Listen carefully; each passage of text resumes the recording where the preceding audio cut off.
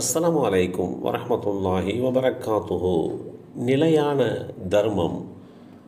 அல்லாஹுடைய தூதர் ஸல்லல்லாஹு அலைஹி வஸல்லம் அவர்கள் கூறினார்கள், மனிதன் இறந்து விட்டால் அவனுடைய 3 செயல்களை தவிர மற்ற அனைத்தும் நின்று விடுகிறது.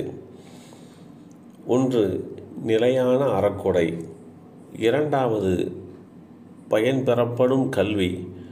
3வது அவனுக்காக பிரார்த்திக்கும் அவனுடைய நல்ல குழந்தை. இந்த செய்தி அபூ ஹுரைரா ரலியல்லாஹு அன்ஹு அவர்கள் மூலமாக அறிவிக்கப்பட்டு ஸஹீஹ் முஸ்லிமில் 3358 என்ற எண்ணிலே பதிவு செய்யப்பட்டிருக்கிறது. ஒருவர் வாழும் காலம் வரைதான் அவரால் நற்காரியங்கள் செய்ய இயலும். அவர் மரணமடைந்து விட்டால் அவரால் நற்காரியங்கள் செய்ய இயலாமல் போய்விடும்.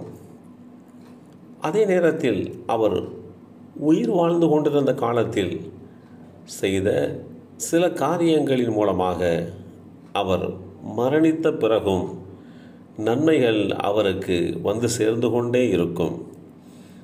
இத்தகைய நல்லறங்களைத்தான் நிலையான கொடை, நிலையான தர்மம் என்று இஸ்லாம் அழைக்கிறது.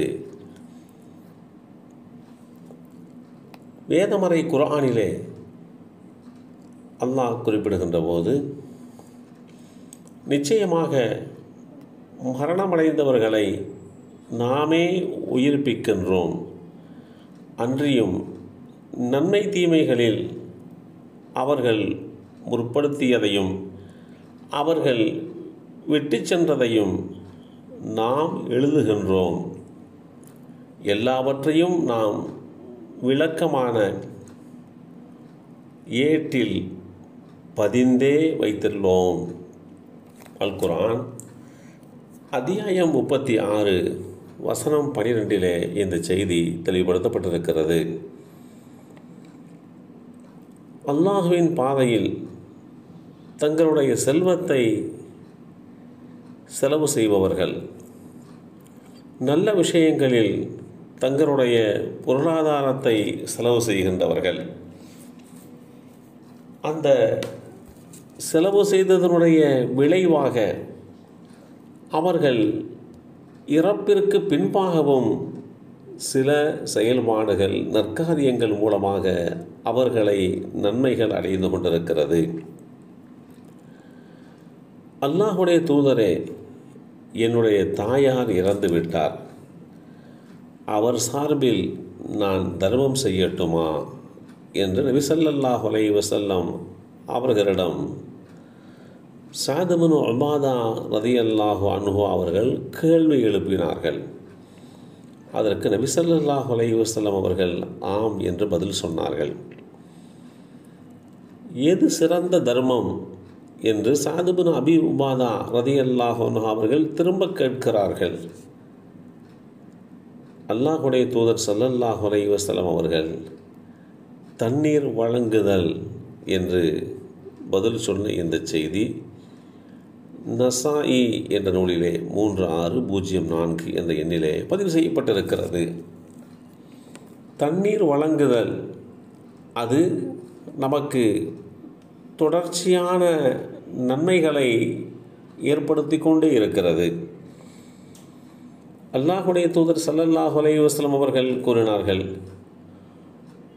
ஒரு முஸ்லிம் ஒருவர் ஒரு மரத்தை நட்டு வைத்து அதிலிருந்து அதன் இலைகள், கனிகள் ஆகியவை பறவைகளாலும் கால்நடைகளாகவும் உண்ணப்பட்டால் அதுவும் யார் அந்த மரத்தை நட்டி வைத்தாரோ அவருக்கு ஒரு தர்மமாக அமையாமல் இருப்பதில்லை. அந்த கனிகள், இலைகள் திருடப்பட்டாலும் அவருக்கு, யார் மரத்தை நட்டி வைத்தாரோ அவருக்கு ஒரு தர்மமாக அது அமைந்து விடுகிறது. அந்த மரத்திலே இருந்து வனவிலங்குகள் சாப்பிடுவதும் அவருக்கு ஒரு தர்மமாகவே அமையும். அதில் இருந்து பறவைகள் கொத்தி தின்றதும் அவருக்கு ஒரு தர்மமாகவே அமையும். அதில் எவரேனும் சேதம் விளைவித்தால் அதுவும் அவருக்கு தர்மமாகவே அமையும் என்று நபி ஸல்லல்லாஹு அலைஹி வஸல்லம் அவர்கள் ஒருவர் மரத்தை நட்டு வைப்பதன் மூலமாக காலங்காலத்திற்கு அவருக்கு நன்மை கிடைத்து கொண்டே இருக்கின்றது என்று குறிப்பிட்ட செய்திகளையும் நபிமொழி தொகுப்புகள் நமக்கு தெளிவுபடுத்தி காட்டுகிறது. எல்லாம் வல்ல அல்லாஹு தஆலா நிரந்தரமான நிலையான கொடைகளை தர்மங்களை செய்கின்ற நல்லோர்களாக நம் அனைவரையும் ஆக்கி வைப்பானாக.